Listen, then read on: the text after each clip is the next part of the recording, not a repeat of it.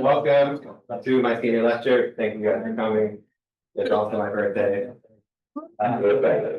We're getting kind of old now. Oh boy. All right, no. I was having issues deciding on what I wanted to speak about. ECG and cardiology topics I think were the lowest hanging fruit, but at this moment I'm kind of tired of talking about these. I was thinking about doing a lecture on presentations, which would be meta. I also considered doing physician-assisted suicide as a topic, which was my topic on talks. Maybe something on medical education. Maybe I even push more on finances. In reality, when I sat down and decided, what do I actually want to talk about, I had a bit of a fog in my head. I really couldn't pinpoint one thing I wanted to talk about. And so I looked back at the things I did this year that I convinced myself were a good use of my time. Blog, finances, ECG stuff, chief stuff, NMT article, morning reports and trying to compile that, individual feedback for people's lectures, books and podcasts that I found interesting, and non-work related things, workout, relationship stuff, travel, hobbies. And what I realized is that this year I was doing way too much, and I wasn't particularly happy with the amount of stuff I was putting on myself. And I thought the answer was, productivity. Maybe if I put even more on my plate and get more efficient, better at, putting things down that I can just kind of check off, that this would kind of solve my problem. Maybe if I had this giant thing on my Notion, that this would kind of solve my problems. But the issue is that as you become more and more efficient and you start adding more and more things on, things that you don't particularly want to do. And what you start to realize is that it's kind of a trap. You start to feel like Sisyphus pushing this rock up the hill every single day. And for me, I don't have to explain to you guys that, burnout and emergency medicine are almost synonymous at this point. But in my particular situation, I was actually putting this on myself out of sheer deference to productivity, which is kind of sad. So when I was looking back on this fourth year, a few months ago, I kind of had this dark cloud of kind of dread and despair. That was very much self-imposed, but that I couldn't really articulate how to get out of. And I didn't really come up with any answers until I started reading books by this guy. His name's Oliver Berkman. We'll talk about his books that he wrote at the end. But he has a general philosophy on the idea of imperfectionism. And the gist of it kind of starts off with this. How many weeks do you think you guys have in an average lifetime over 80 years? You just throw a number out. 5,000. 5,000 is pretty accurate, actually. The real answer is 4,000 weeks. That is how many weeks in our life for your average 80-year-old person. Which, when you really start to think about that, is like a little anxiety producing, kind of scary, actually. And it's really, really easy to try to avoid this number. It's hard to kind of integrate that into your life.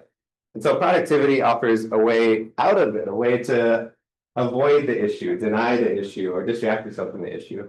If you can fit more and more things into your day, maybe you'll feel like 4,000 weeks isn't really, that short of a time. Maybe you can avoid that fact. And you start commodifying your time, the idea that like time is money. And that's perfect recipe for perfectionism and perfectionist ideas of like, maybe if I, make the perfect product or put so much work into this, then I can control what the future outcome is going to be. And although that's kind of the way that I think a lot of us think about, it's not really a healthy way to go forward. So what this guy Oliver Berkman asks is, what if you actually never get to do all the things that you want to do? Or what if you never get to control the outcome? Or what if the future is never going to be under your control like this? What if you never see past these dark clouds that are constantly kind of clouding your mind? And will the world end if that happens? And so when I was kind of pondering this kind of really shook me to my core, because I'm a person that was very perfectionistic. I was pushing productivity hard. And this essentially asked me to look at life in a completely different way, which is difficult. And I started asking questions like, what is the meaning of life? What do I actually want to get out of this life? What if everything that I want to do and try my hardest at ends up failing? And though I can't really answer these questions, I think the idea of imperfectionism offers at least a way for us to walk forward, to kind of face these limitations that we have in life and actually be happy about it. And so that's the topic for my senior lecture. You can't do or be everything that you want to be, and that's a good thing. And so the idea of this is that I'm going to go through a few scenarios, a few lessons, both as an EM doctor and in general life, where imperfectionism offers a way forward, or a new way forward. So just to, be HIPAA compliant, you come on to this is your board, you see that there's a lot of red. You are a good resident, so you are picking up probably all of these. And you are hustling. You see all these patients, you sit back down, you put in the orders, you go see more. Great. Hopefully when you sit down, the board looks a lot better. But the board now looks like this. All right. And so this is a bit of a frustrating situation. There are two ways of going about this. You could go a little slow, pick up a few at a time, maybe sit down and write some notes, or you can just go, balls to the wall. I'm going to pick up even more and hopefully get on top of this. And I think for many of us, that is kind of what we do on shift is we decide, what, I'm going to redline myself right now. And this is kind of how I did most of residency until recently. And I think we all realize that every time you redline yourself, that is a recipe for your own burnout, for increased frustration, and also for patient safety issues. And so the first lesson here, beyond mountains, there are more mountains. Patient proverb, which I think is really appropriate for our patient population. There will never be a time in your life where you no longer have problems. All right. It's not like, oh, if I solve this problem, the rest of my life is going to be rosy. That's just never going to happen. So on shift, there will always be red on the board. And you kind of just have to accept that. You can see every single patient immediately as they're sat down. But as long as more patients come to the ED, they will always be triaged. They will always be placed. So the question then becomes, are you going to constantly redline yourself every shift, every day? Or can you maybe adjust your approach that, sometimes not every situation needs me to do that. Maybe I could do a little bit less right now. Maybe I can see a little bit less, write this actual extra note, spend this extra minute with the patient, maybe spend this extra minute actually for your own education. And I get it. If there are sick patients, or if there are patients that are angry, screaming, or if your attendings or colleagues are telling you that you need to push yourself harder, there's probably some truth to that. And you do need to kind of meet the moment as it comes. And you do need to recognize that pushing yourself is actually important for your growth. Okay, so this is not an excuse to be lazy, but it is a recognition that not every situation requires you to redline yourself. You don't need to do this to yourself every day. This is prioritizing your product or your career longevity. All right, so I think it's also important to recognize that life doesn't look like this. You don't just solve one problem and then the rest of your life is fine. It looks much like this. You solve one problem, you have another problem that you have to deal with. There's one mountain that you climbed, there's another mountain after it. But I think what you'll realize is that climbing mountains is kind of one of the most exhilarating things in the world. So next scenario, this is kind of what I ran into earlier this year. I was doing too much and I did not really know how to get out of this. And the real issue is that nowadays we're so connected to the rest of the world that there are so many cool things for you guys to do with your time. So many good books to read, so many audiobooks to listen to, almost to the point that it's infinite. There are too many things to actually do. You cannot actually do all of the things that you want to do in your life, which kind of sucks. When you try to hold on to this, when you try to continue to just add things on here, this is really your fear that, if you don't shove in as much stuff into your days, then, these 4,000 weeks, maybe you will feel like you're a waste of time or that you're a failure or that you're broken. At least that's how I felt. And it's not particularly profound to say, but trying to constantly outrun this thought in your head that I need to do more is exhausting. You just need to realize that if you can't do everything in the world that you're going to want to do in your finite amount of time, the real question becomes, what would you actually want to do with your free time? Not what is expected of you or what would be productive for you.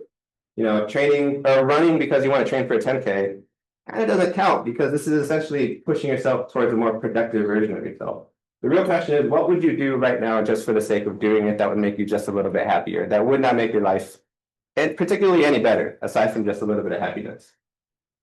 And then when you find out what these things are, actually schedule these things for yourself first. Make sure that you are doing these things because as we talked about, there are an infinite number of things that could be a good use of your time. But if you don't actually schedule these things first, you may never actually get around to doing this. And what this looks for you is hard for me to answer. This is an intensely personal question.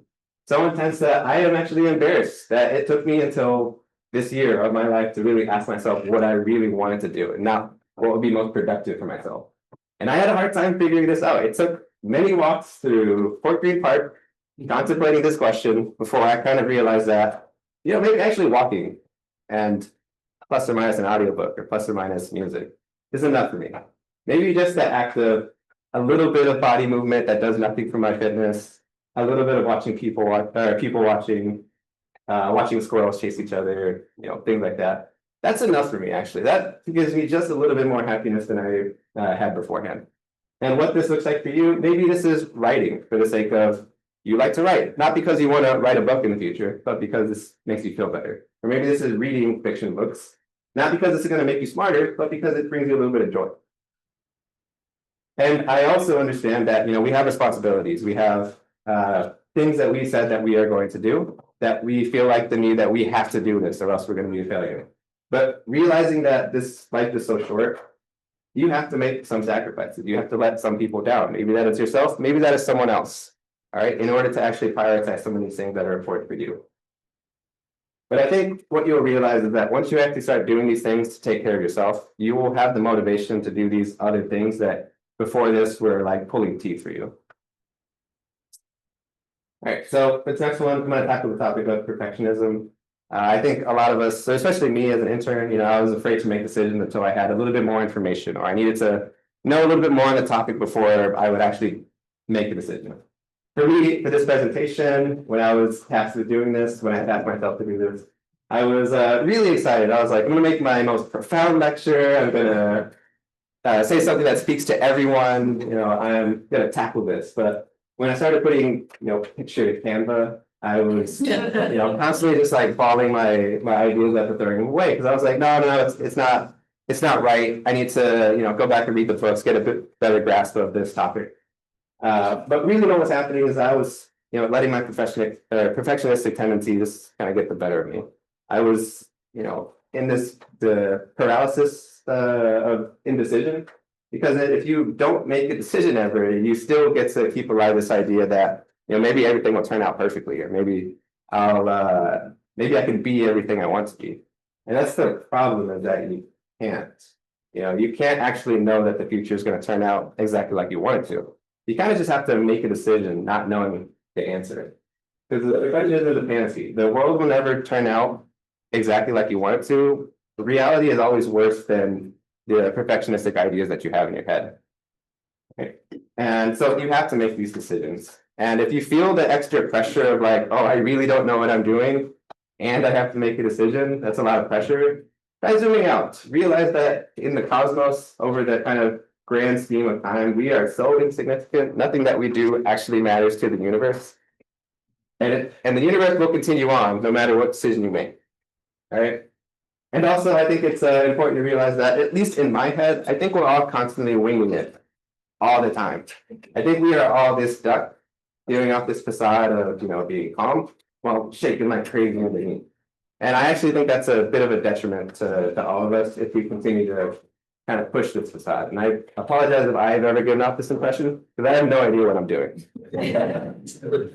I think it's okay to kind of confront our limitations and actually be open about the fact that sometimes we don't know. And sometimes we need to go and actually learn more about this. That's okay. I really think that's fine. Because again, life is never going to look like exactly like we want it to. It's never going to be this pristine building. Life often looks like a bunch of rubble that you are just kind of sitting in. I think once you realize that, you can start picking up some pieces around you and saying, you know what, this is what I have. Let me actually make with life what I want to make with it. So for this next one, say insert year, you have a patient that you didn't really know the workup, so you want to go home and learn about it. So maybe you go to Google, sends you to a blog post or a podcast. Maybe you hear from attendings constantly that residents don't read literature anymore. And so you go look up NCBI or some guideline. Maybe you're living in 2025 and you're starting to use open evidence. Maybe you want the daily kind of article that Journal Peak can give you. God forbid, maybe you want to read a book. Or maybe on shift you like to use up to date. The issue is that just as the universe is constantly expanding, so too is medical literature. All right, there's something like 3,000 to 5,000 new publications every day, which is insane. Trying to keep up with that feels like trying to keep up with the speed of light. It's exhausting. There are too many modalities for us in which to learn. And if you try to tackle or put all of them on yourself all at once, it's a quick way to burn out. Right? So you can't really speed up this process. So the next advice I have here is let things take the time that they take. So regarding our education, actually learning something takes time. You cannot speed that thing up. If you do, it will be a detriment to yourself. Dr. Hassel had a quote, which is insane, but I think actually speaks to this idea very well. He once said, "You guys don't need therapy. You guys need to learn how to fix a lawnmower," which is a horrible quote. Except for the fact that if you actually think about it, who knows how to actually fix a lawnmower? Dr. Hassel. Dr. Hassel.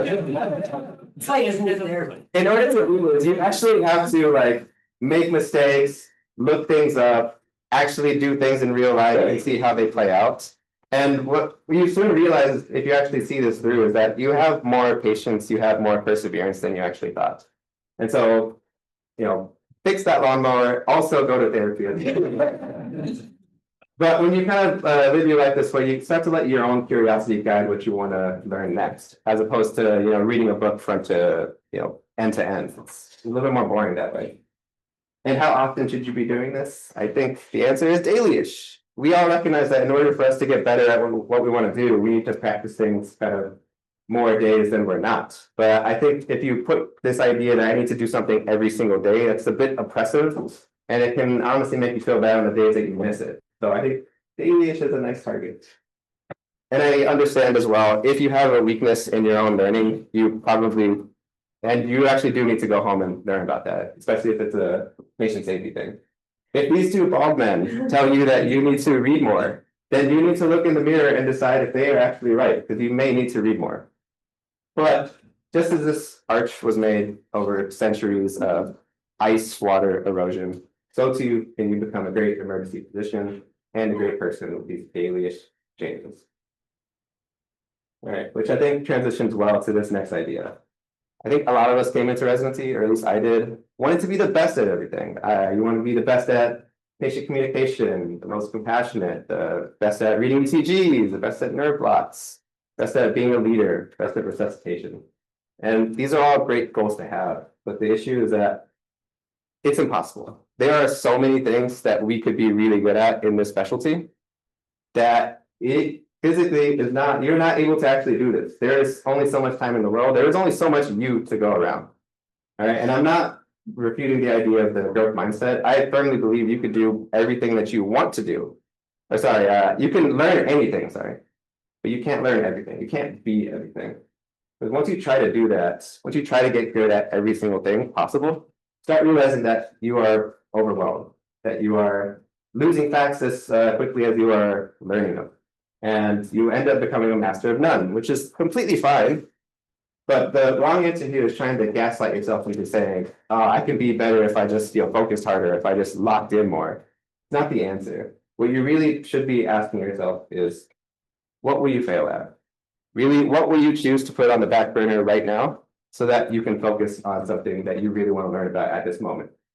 Because once you start freeing up your time, once you start realizing that, I am going to avoid this right now so I can get really good at this, you can start doing the things that you want to do. If you want to be the vertigo champion of our residency, you can do that. If you want to change the nerve block culture of our residency, you can do that. But you do have to make some sacrifices in order to do it. And I'm not saying these are long-term things. You don't have to consign yourself that I am going to be horrible at this for the rest of my life. You can say for the next week, for the next month, for the next half year, I'm going to not really delve into this topic so I can really become an expert at something. And the same thing applies to life. You can be the best doctor, or you can be a great family member, partner, athlete, leader. You can be on top of your finances. You can't do all of these things at the same time. All right. It's completely okay to cycle between some of these every few months or so. That's a very reasonable thing to do. Once you start looking at life this way, you start to have a bit more appreciation for your colleagues and your friends around you. All of these physicians up here are so much better at you at so many things. And honestly, I'm really impressed and appreciative of that fact, because I realized that in order to do that, sacrifices have to be made. And that's a great thing. I think this is a better way of looking at life than constantly comparing yourself to other people. All right, so this one I'm not particularly proud of. I think this was last year. I was taking a history on a patient in one of the chairs when I felt my watch go off. You know, the text message wasn't particularly important, but I glanced down. I looked at it while I was talking to the patient. And when I looked back up, I could tell that the trust was gone, which is really unfortunate, but it's fair. This quote is used often. Nobody cares how much you know until they know how much you care. When you don't give people attention, especially in hospital, they don't think that you care. You could be the smartest, most compassionate doctor, but you will lose them there immediately. And the bigger picture here is that attention is what we pay attention to is our life. That is exactly what our life ends up being. You know, if you only look at these social medias, if you only follow these newscasts, that is what you will see around you, even though other people will see completely different things. And people are constantly trying to get your attention, constantly trying to get you out of this moment. Social media, your friends, family, patients. And things like social media are actually engineered, as we know, to take as much of your attention as possible and hold you there. You know, doom scrolling for an hour or watching reels for an hour. That is by design.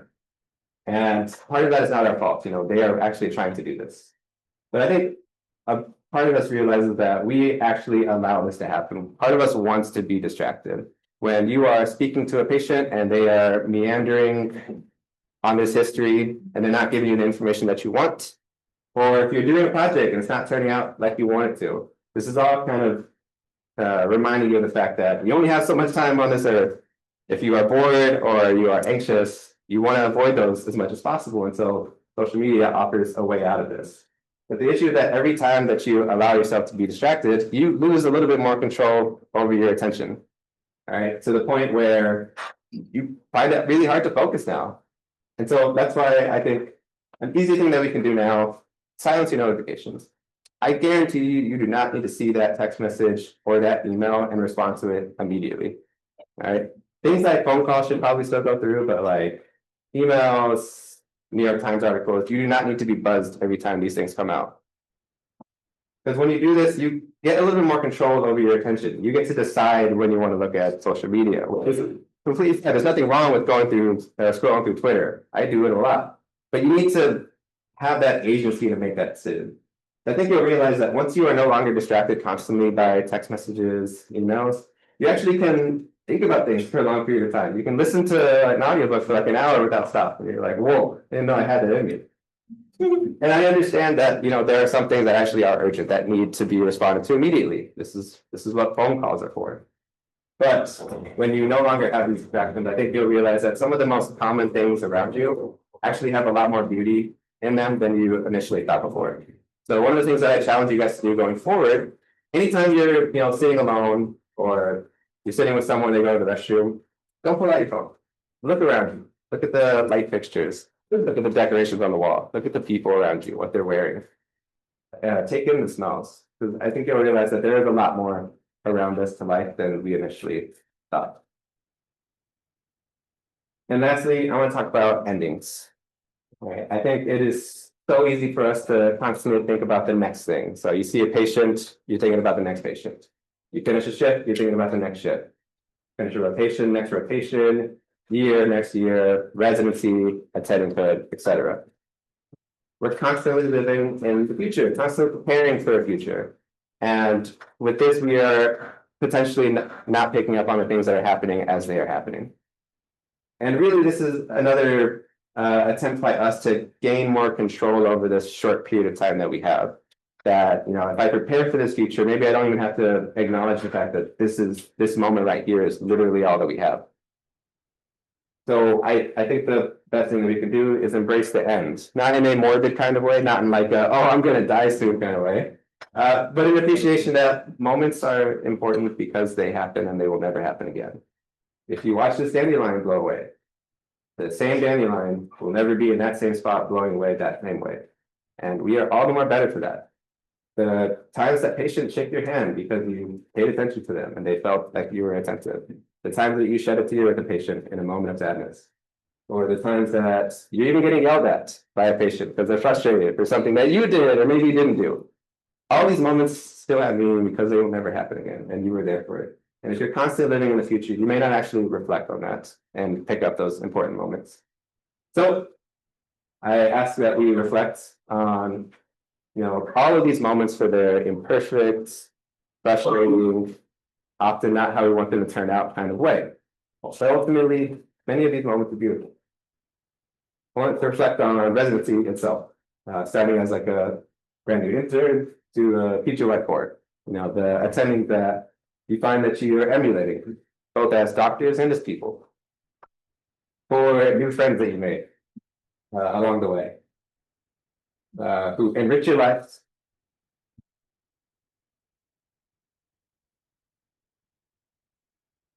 I actually do get emotional. Enrich your life in ways that you would not be able to do on your own. For family members who support you, both that are here and that are no longer here. For new loves along the way who see the world in them.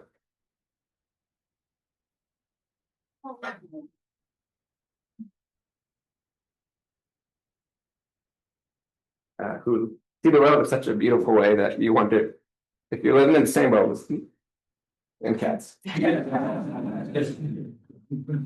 And so these are the two books that I read earlier this year that I have been reflecting on a lot. And though they have really cheesy names, they actually have really good ideas that they give off. And so I do recommend that when you have time to give these books a read through or a listen, because they really changed the way that I'm looking at life going forward. And I appreciate the fact that I get to talk about these abstract ideas to you guys, because I myself need to learn these lessons more than anyone else. I am nowhere close to perfect. I am one of the more imperfect people that I know. But once you start realizing that and accepting the fact that you can't do everything that you want to do, that you can't have control over the future, and that it really doesn't matter what you do from like a cosmic standpoint, you start to be able to decide what you want to do with your future. You start to gain more control over this. And so I leave you guys with this question. If you never figured it out, or if you never got on top of all the things that you wanted to get on top of, what imperfect action would you do going forward to make a meaningful life for you?